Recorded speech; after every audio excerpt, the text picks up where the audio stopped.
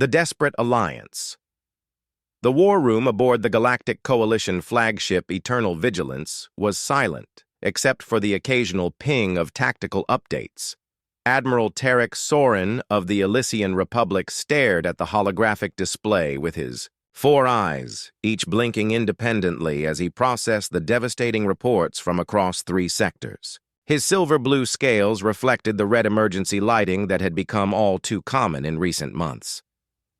"We've lost contact with the Meridian outpost," announced Sub-Commander Vale, her translucent appendages trembling slightly as she delivered the news. "That makes 17 installations in the past cycle." Soren's jaw membrane fluttered in frustration. The Kryvax swarm was consuming worlds faster than the Coalition could evacuate them. Their hive mind tactics were flawless. Their adaptation to Coalition weaponry unnervingly swift. What had begun as border skirmishes had evolved into systematic annihilation. "The Targoth Defense Fleet reports heavy casualties," continued Vale. "Their remaining ships are retreating to the Cygnus Corridor." Around the central table, representatives from the 12 core Coalition species shifted uncomfortably. The Volsian ambassador, a floating collection of crystalline structures connected by arcs of energy, pulsed bright orange in distress. "This is the 3rd retreat this week," the Volsian chimed, its translator converting the light patterns into speech. "We cannot sustain these losses. The swarm adapts to each defensive innovation within days." Soren couldn't argue. Coalition scientists had developed 7 new weapon systems in the past year. Each had been effective briefly before the Kryvax evolved countermeasures. Their latest weapon, the quantum disruption field, had lasted only 3 engagements before becoming obsolete. "Perhaps it is time," said Ambassador Noor of the Talasian Concordat, his tentacles rippling beneath his environmental suit. "Time to consider the alternative." The room fell completely silent. Every being present knew what Noor was suggesting. Soren felt a chill pass through his secondary circulatory system.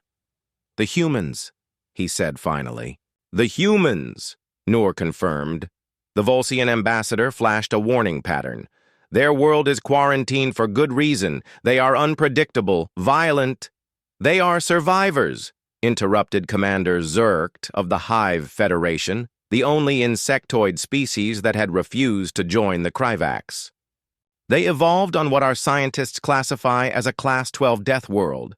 Their entire history is conflict and adaptation." Soren had studied the reports. Earth, a planet with extreme environmental variations, high gravity, toxic elements, and violent weather patterns. Its inhabitants had evolved not despite these challenges, but because of them, developing remarkable physical resilience and cognitive adaptability. They had discovered space travel only recently, but had been deliberately avoided by the galactic community due to their concerning martial history. "The quarantine exists to protect them as much as to protect us," Soren reminded the assembly. "Their technology is primitive compared to ours. They have barely established a presence beyond their own solar system." "Yet they have something we lack," said Noor quietly. "They understand war in ways we cannot. We have known peace for millennia. War for us is a calculated exchange, a failure of diplomacy. For humans, it is something else." Soren knew this was true. The Coalition's archives contained transmissions intercepted from Earth, entertainment broadcasts depicting conflict in ways that horrified most Coalition psychologists. Humans didn't just fight wars, they studied them, glorified them, learned from them. They had concepts like guerrilla warfare, psychological operations, and total war that had no equivalent in most Coalition languages.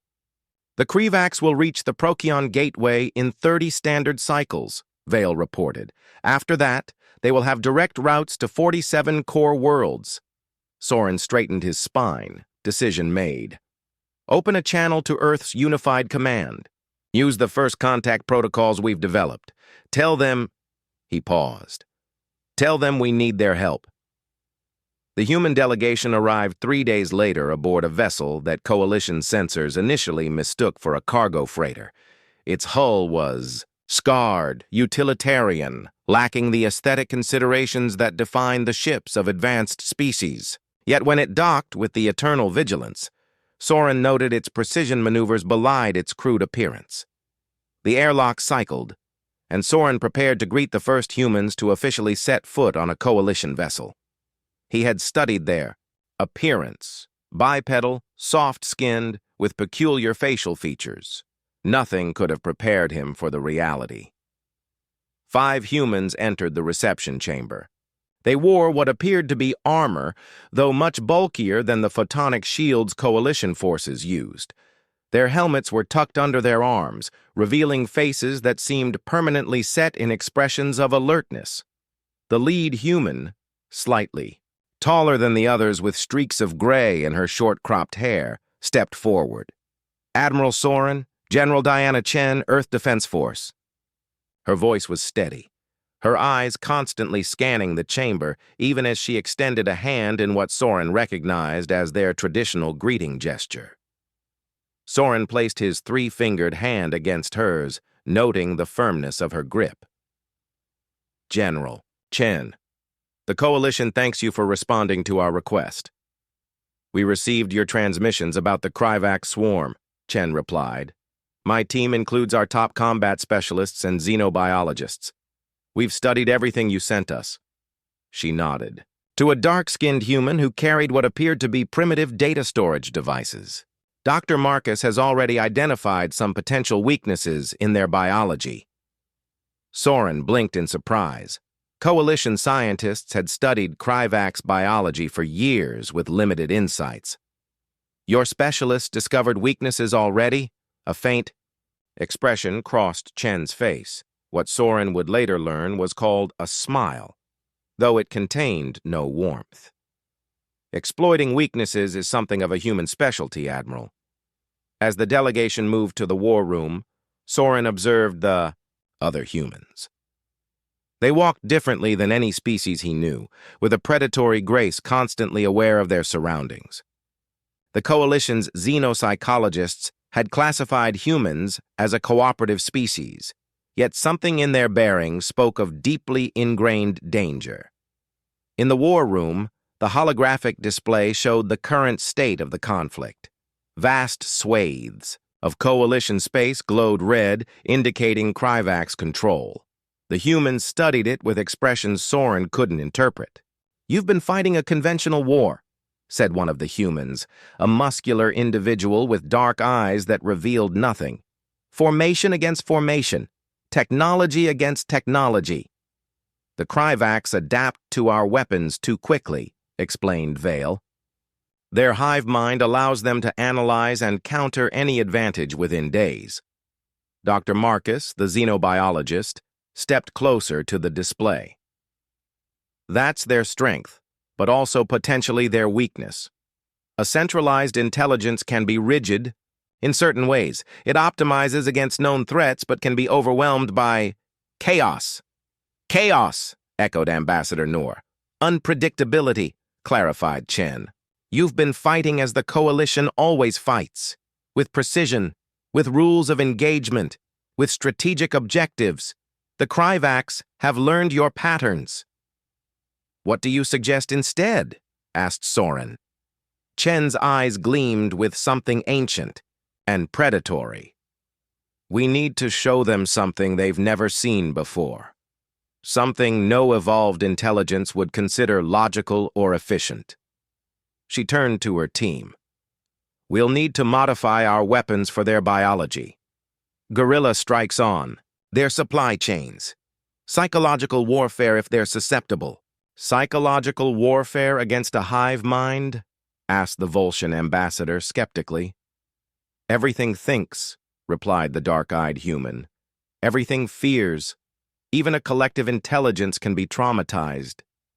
Soren felt a chill at the casual way the human discussed inducing trauma in an enemy. Coalition military doctrine emphasized minimal suffering even in conflict. "General Chen," he said carefully, The Coalition has ethical guidelines regarding warfare. We do not seek to cause unnecessary suffering. Chen's expression hardened. With respect, Admiral, your ethical guidelines have led you to the brink of extinction. The Kryvax aren't following rules. They're consuming entire worlds. She gestured to the map. This isn't a diplomatic misunderstanding. It's extermination. The human paused, seeming to measure her next words. Earth's history is filled with existential conflicts. We've learned hard lessons about what it takes to survive them. Sometimes survival requires ruthlessness. The word hung in the air. Ruthlessness. It was not a concept that translated well into most coalition languages, which had evolved in societies where cooperation had been the primary survival trait. What exactly are you proposing? Asked Commander. Zara KT. Chen nodded to Dr. Marcus, who activated his own data device. A new hologram appeared, diagrams of Kryvax physiology annotated with potential vulnerabilities. Their central nervous clusters are sensitive to specific sonic frequencies, Marcus explained. Their communication relies on pheromones that can be disrupted. Their exoskeletons, while resistant to energy weapons, are surprisingly vulnerable to certain primitive projectile impacts. And their hive mind, added Chen, creates a dependency. Isolated units become disoriented, vulnerable. We don't need to defeat their entire swarm at once. We just need to fragment it, isolate sections, create confusion. Soren studied the human proposals with growing unease and hope. Their approach was fundamentally different from anything the Coalition had considered. Where Coalition strategy sought efficiency and minimal casualties, the humans were suggesting targeted disruption, psychological impact, exploitation of biological weaknesses. Your technology is more advanced than ours, Chen continued, but you're using it conventionally. We need to repurpose it. Your communication arrays can be modified to broadcast disruptive sonic pulses. Your delivery systems can deploy targeted biological agents that won't harm other species. Biological agents? The Volsian ambassador flashed patterns of alarm. That borders on forbidden warfare. Not lethal pathogens, clarified Marcus quickly. Compounds that disrupt their sensory capabilities, their coordination. Think of it as targeted noise rather than poison, Soren considered the proposal. The tactics the humans suggested violated several coalition military conventions, yet those conventions had been developed for conflicts between civilized species, not for survival against an existential threat. How quickly could you implement these strategies? He asked. We brought prototype systems with us, replied Chen. With access to your technology and manufacturing capabilities, we could have initial deployments ready within 2 standard weeks. Full implementation across coalition forces would take longer. 2 weeks, repeated Soren. The Kryvax would have consumed 3 more systems by then. Yet it was faster than any coalition innovation had been deployed. We'll need full access to your military systems and permission to modify coalition weaponry, said Chen. And we'll need your forces to adopt our tactical doctrines, at least temporarily. Soren met the human's gaze. In her eyes, he saw something both terrifying and reassuring, absolute conviction. Humans didn't just understand war. They embraced it when necessary. They thought in ways the peaceful coalition species had forgotten over millennia of cooperation. Very well, General Chen, he said finally. The coalition entrusts its survival to humanity's expertise in warfare. May we never regret this decision. Chen's expression remained solemn. With respect, Admiral, regret is a luxury for the living. Our job is to ensure the coalition survives to have that luxury. She turned to her team. Let's get to work. As the humans began interfacing with coalition systems, Soren watched them with a mixture of hope and trepidation. The coalition had just allied itself with predators from a death world whose history was written in conflict. He could only hope that the same ferocity that had defined humanity's past would now secure the coalition's future. What he didn't yet understand was just how far humans would go to win a war they believed in. Unexpected tactics, First Contact Fleet Commander Texic of the Kryvax Swarm felt the perfect harmony of 10,000 minds as his ships approached the Aldebaran system. Through the collective consciousness, he simultaneously processed tactical data from hundreds of sensor arrays, feeling rather than seeing the patterns of coalition ships arranged in their typical defensive formation. Their tactics were predictable, as they had been throughout the expansion campaign. Predictable prey is easy prey resonated through the collective. The coalition forces had established a standard perimeter defense around the planet Aldeb Prime. Their ships arranged in overlapping fields of fire. Texic had encountered this formation 7 times before.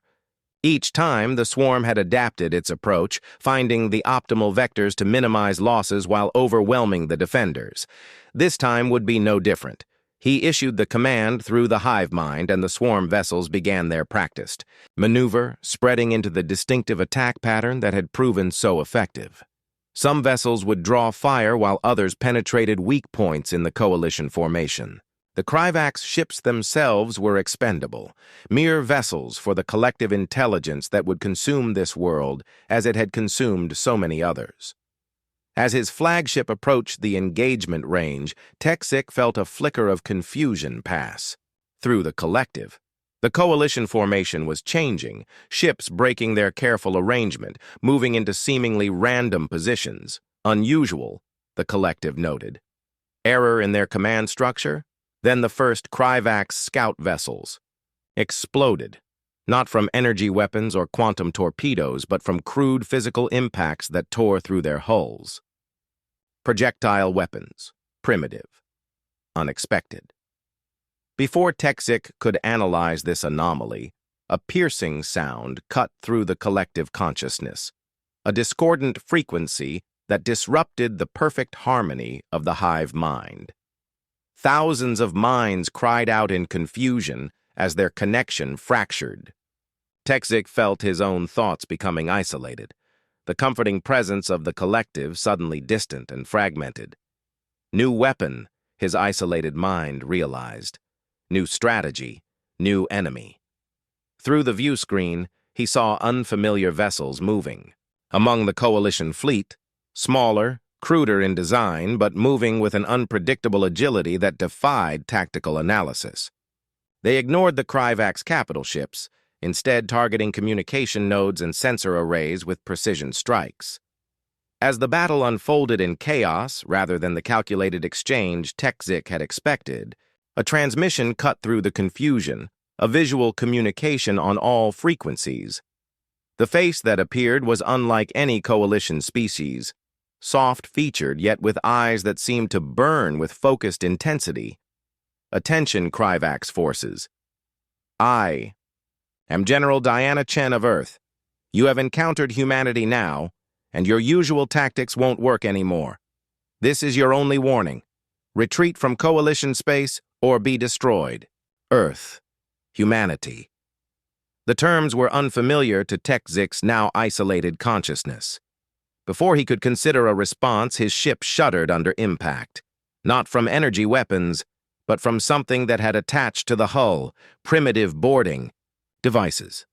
The Kryvax had no defense protocols for physical boarding. Such tactics were millennia obsolete.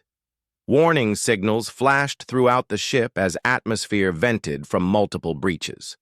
Through internal sensors, Texic caught glimpses of bipedal figures moving through his vessel's corridors. They wore sealed environmental suits and carried weapons that fired physical projectiles, technology that should have been too primitive to threaten a Kryvax vessel. Yet the intruders moved with a coordination that seemed impossible for discrete intelligences. They targeted systems in sequence, communications first, then propulsion, then life support. Not random destruction, but methodical neutralization. The collective consciousness, usually a constant presence, now came in sporadic bursts of confusion and pain. Across the battle zone, Kryvax ships were encountering similar attacks. Boarding parties, sonic disruption, targeted strikes against previously unknown vulnerabilities. In the command center, a bulkhead exploded inward. Through the smoke stepped 3 of the bipedal creatures. Their weapons tracked and fired in quick succession, eliminating Techzic's officers before they could respond. These beings, humans, moved with a predatory grace that seemed hardwired into their very bodies. The leader approached Techzic, studying him through the faceplate of her environmental suit. Her expression was unreadable to Krivak's sensory interpretation. "Your neural cluster locations were exactly where our xenobiologists predicted," she said, weapon held casually at her side. "Convenient." Techzic attempted to summon defensive drones, but the ship's systems no longer responded. "What are you?" He managed through the emergency translator, a technology rarely needed as most species communicated through standardized protocols. "We're humanity," replied the human. "The species your intelligence network apparently missed. We're what happens when life evolves on a world that tries to kill it every day." She glanced at a device on her wrist. "Your ships are being neutralized. Across the system. Your hive mind is fragmenting. This battle is over." "The swarm cannot be defeated," Techzic responded automatically. "We adapt. We overcome." "That's your weakness," said the human with a strange expression, teeth exposed but not in aggression. "You adapt to what you understand. You've never encountered anything like us before." Before Techzic could respond, the human activated her communication device. "All teams, sequence complete. Fall back to extraction points. Detonation in 3 minutes." As the humans retreated, Techzic realized the implications. They had planted destruction devices throughout the ship, not to capture it, not to study it, but simply to destroy it. Such inefficiency, such waste of resources, such ruthlessness. The collective consciousness, now returning in fragments, conveyed similar scenarios playing out across the Krivak's fleet. Ships either destroyed or rendered inoperable, the careful battle plan shattered. By tactics no logical species would employ. As his flagship systems began the final cascade failure, Techzic sent one last message to the fractured collective. "We have encountered a new enemy. One that does not fight as expected. One that does not value efficiency or predictability. We must reconsider our approach." The message was acknowledged by too few nodes. The swarm had suffered its first defeat, not at the hands of superior technology, but from a species that fought with primitive savagery guided by tactical brilliance. 97% of the Krivak's fleet neutralized, reported Dr. Marcus, reviewing data in the Coalition Command Center. The remainder are retreating along Vector 347. Admiral Soren stared at the tactical display in disbelief. The battle that Coalition strategists had predicted would result in another devastating defeat had instead become a decisive victory. Yet the means troubled him deeply. "The boarding actions," he said quietly to General Chen. "Your soldiers deliberately sacrificed themselves on the target vessels." Chen's expression remained neutral. "Some did. They volunteered knowing the mission parameters. The targeted ships had to be neutralized from within. Such losses were acceptable given the strategic objective," Chen finished. "Admiral, this is what I meant about humanity's approach to warfare. We understand sacrifice when necessary." Around them, Coalition officers watched the humans with new eyes, no longer seeing primitive allies, but something both inspiring and terrifying. The humans had modified Coalition technology in ways no one had considered, turning communication arrays into weapons that disrupted the Krivak's hive mind, reconfiguring shield generators to create localized vulnerabilities that could trap enemy vessels. Commander 0KT approached, mandibles clicking in what Soren recognized as agitation. "Your tactics violated 17 Coalition warfare protocols," the insectoid said to Chen. "Yet they were undeniably effective." War isn't about protocols, replied Chen. It's about survival. The Kryvax don't follow your protocols. They exploit them. Soren studied the casualty reports with mixed emotions. Coalition losses had been minimal, the lowest in any engagement since the war began. Human losses proportionally had been higher. The boarding teams had known they might not return, yet they had undertaken the mission without hesitation. The Kryvax will adapt, warned Vale, reviewing sensor data. Their collective intelligence will analyze this defeat. Let them, said one of the human officers, the dark-eyed soldier who had been introduced as Major Quan. They'll adapt to these tactics, but we'll have new ones ready. Humans have been fighting each other for thousands of years. We have more strategies than they have time to adapt. Soren noted the casual way the human referenced his species' violent history, not with shame, but as a resource to be utilized. To coalition species, warfare was a regrettable necessity. To humans, it seemed to be a core competency. The sonic disruption worked better than predicted, Dr. Marcus was explaining to a group of coalition scientists. Their neural pathways are particularly susceptible to frequencies in the lower range. We can refine this approach for the next engagement. And the biological agent? Asked a coalition xenobiologist. Delivered successfully to 3 of their primary communication nodes, Marcus replied. It should disrupt their pheromone signaling for at least 7 standard cycles, limiting their coordination. The casual discussion of biological warfare, even non-lethal variants, sent a chill through Soren's secondary nervous system. Such methods had been abandoned by coalition species ages ago, deemed too unpredictable and potentially cruel, yet the results were undeniable. For the first time since the war began, the Kryvax had been driven back. A coalition world had been saved rather than evacuated or lost. General Chen joined him at the tactical display. This was just the first step, Admiral. The Kryvax will regroup and analyze what happened. Their next attack will attempt to counter these tactics. And you believe you can stay ahead of their adaptation? Asked Soren. Chen's expression hardened. Adaptation requires pattern recognition. What we're going to show them defies pattern. Each engagement will use different approaches, different weaknesses. She gestured to her team. This is what humans do, Admiral. We spent our evolutionary history as both predator and prey. We understand on an instinctual level how to confuse, mislead, and overwhelm a stronger enemy. Soren considered her words. The coalition had evolved largely through cooperation, their conflicts ritualized and limited over millennia of civilization. Humans had evolved on a world where conflict was constant, between themselves, against predators, against their very environment. The Kryvax will attack the Procyon Gateway next, he said finally. Our analysts are certain. It's their path to the core worlds.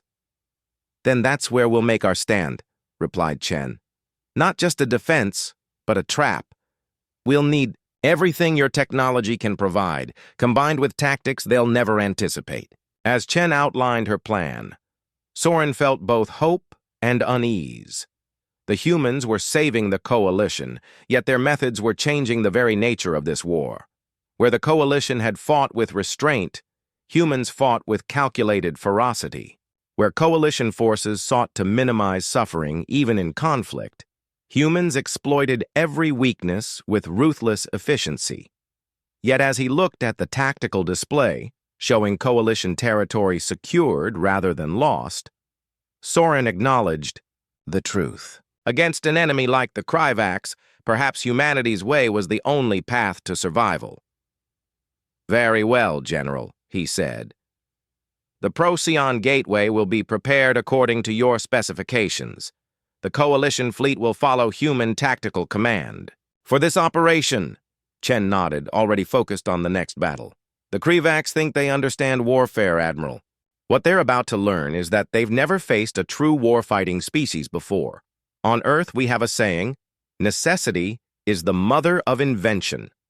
The necessary task is clear. The Kryvax must be stopped, and humans have become very inventive when it comes to stopping threats. As the humans began preparing for the next engagement, Coalition officers watched with a new understanding.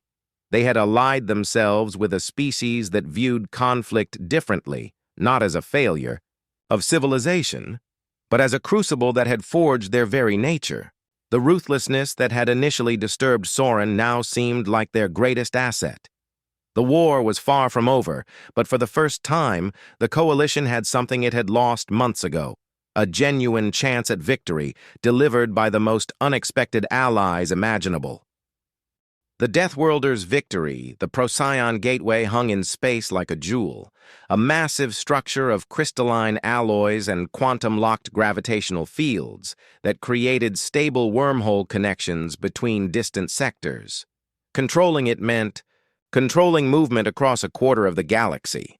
For millennia, it had been a symbol of coalition unity and technological achievement. Now it was the site of humanity's most ambitious military operation. Admiral Soren stood on the command deck of the Eternal Vigilance, which had been extensively modified under human direction. Where sleek control interfaces had once dominated the bridge, now crude-looking tactical stations operated by human specialists surrounded the central holographic display. Coalition officers worked alongside their human counterparts in what had become an unlikely but effective synthesis of approaches. Kryvak's fleet detected at the outer marker, announced Vale. Composition matches intelligence predictions, approximately 400% increase in vessel count compared to Aldebaran engagement. Soren wasn't surprised. The Kryvaks had clearly recognized the threat humanity posed and allocated resources accordingly. The swarm was adapting as expected. General Chen studied the incoming data with narrowed eyes. "They've modified their ship's hulls," she noted. "Likely countermeasures against our projectile weapons." She tapped her communication device. "All units shift to contingency alpha. They've adapted as predicted." Soren had come to appreciate the humans' approach to planning.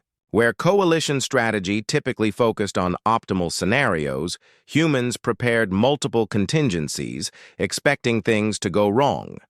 They called it Murphy's Law, an almost superstitious belief that whatever could go wrong would go wrong. Countermeasures detected in their communication systems, reported Dr. Marcus from the science station. "They've developed shielding against our sonic disruption." Chen nodded calmly. "As expected, implement Phase 2 modifications." Around the gateway, coalition ships began activating the devices humans had helped install, not weapons in the traditional sense, but tools of deception and disruption. Holographic projectors created phantom vessel signatures. Gravitational manipulators subtly altered the Kryvak sensor's ability to detect mass concentrations. "They're adapting to a threat that no longer exists," explained Major Quan, watching the Kryvak's formation shift to counter tactics from the previous battle, fighting the last war instead of the current one. Soren observed the approaching Kryvak's fleet with newfound understanding. The swarm intelligence was impressive, but fundamentally reactive. It could evolve countermeasures to known threats with remarkable speed, but it struggled with anticipating completely new approaches. Humans, by contrast, seemed to thrive on improvisation and unexpected solutions. Where the collective intelligence of the Kryvaks sought optimal efficiency through calculation, humans embraced chaos as a tactical advantage.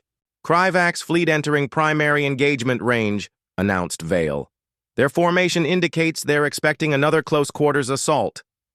"They won't get one," replied Chen. "Execute Operation Trojan." Across the battlefield, dormant devices activated, devices that coalition ships had deployed in seemingly random patterns over the preceding days. Not explosive weapons, but electromagnetic pulse generators of human design, adapted and enhanced with coalition technology. The pulses rippled through space, temporarily disrupting Kryvak systems in rolling waves rather than a single, adaptable event. Ships at the fleet's edges suddenly lost power and coordination, while others remained functional but isolated from the collective. "Now," ordered Chen. "Second wave."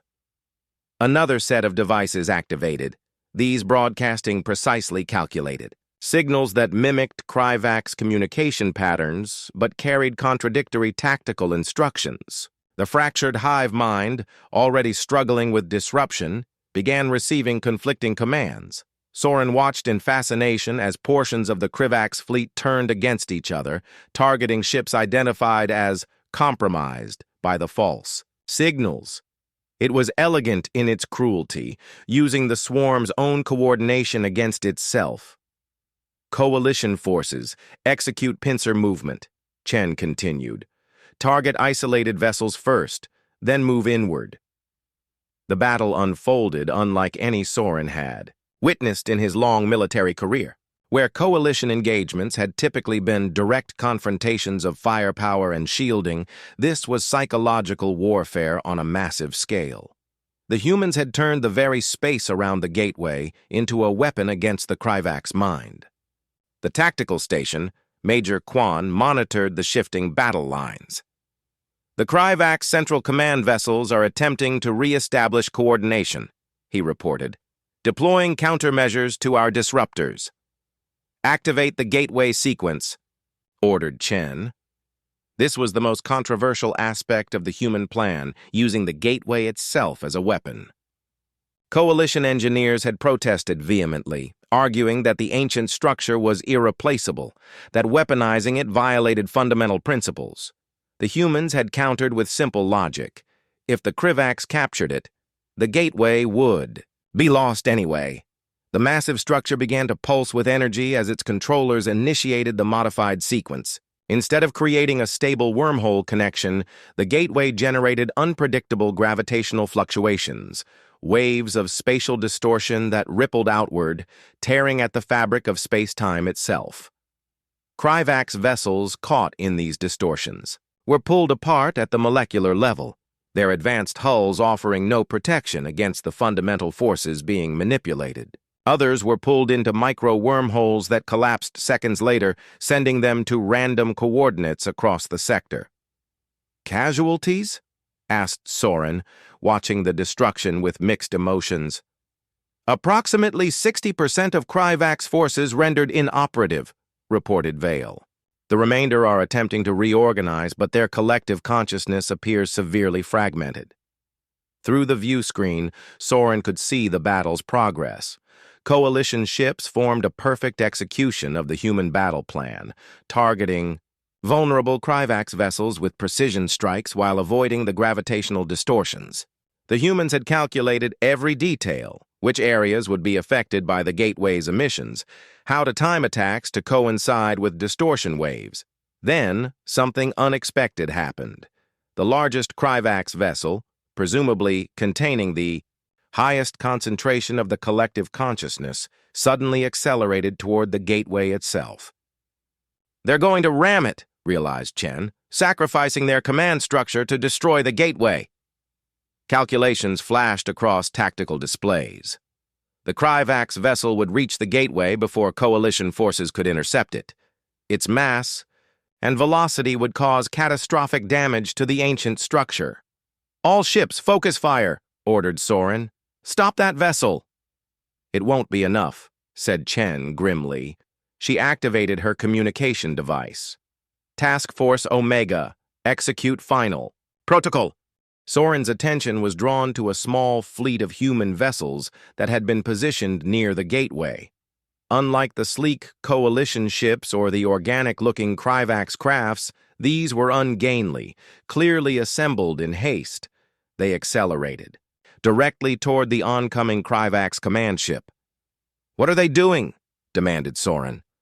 "What's necessary?"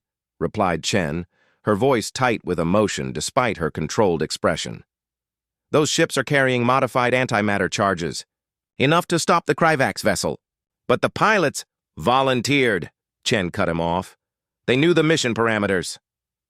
Soren watched in horror and awe as the human ships intercepted the Kryvak's command vessel. They didn't fire weapons or attempt to disable it.